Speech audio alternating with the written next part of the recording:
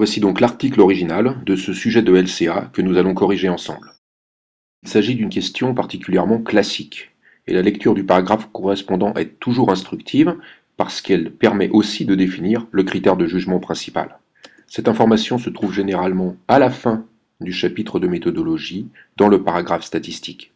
Et il y a dans ce paragraphe précisément toutes les informations nécessaires au calcul de sujets à inclure dans l'étude.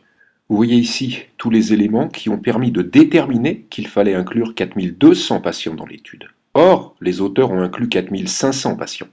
Et c'est dans la discussion que se trouvent les quelques lignes qui justifient l'inclusion des 4500 patients à la place des 4200 patients prévus, en raison d'un taux plus élevé que prévu de phlébographie manquante.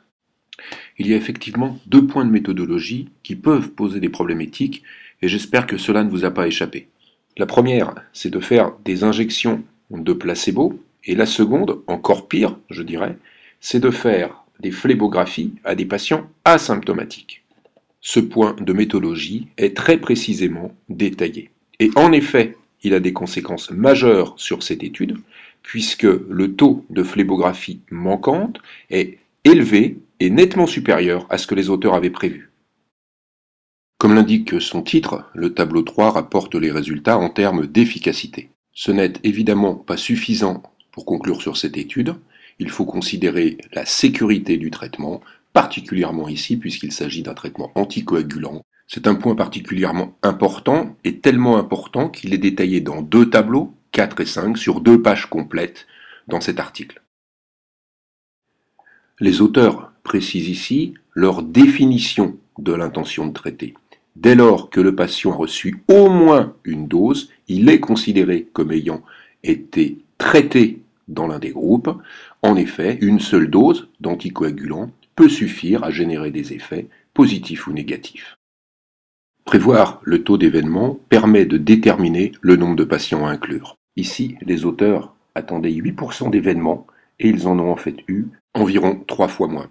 Évidemment, ceci peut entraîner un défaut de puissance de l'étude. Par contre, si un résultat est statistiquement significatif, il n'est pas remis en cause. Enfin, même si la question n'était pas posée, il est probable que l'explication à ce taux d'événements moins important que prévu correspond à l'inclusion de patients moins sévères que ce qui était prévu. Effectivement, les auteurs présentent plusieurs de leurs résultats en analyse per protocole, ce qui n'est pas tout à fait classique, et ils le justifient en expliquant que c'est la pratique dans ce genre d'études. L'information se trouve en bas de page dans la discussion. Comme nous l'avons dit, ce critère est particulièrement important lorsqu'il s'agit d'un traitement anticoagulant. Les 2 premières lignes du tableau 4 vous indiquent clairement qu'il n'y a pas de différence significative, que le critère de jugement soit tous les saignements ou les saignements majeurs.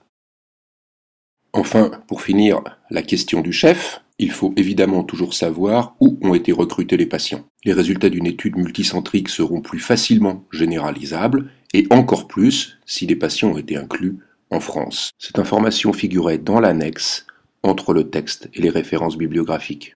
235 patients ont été inclus en France.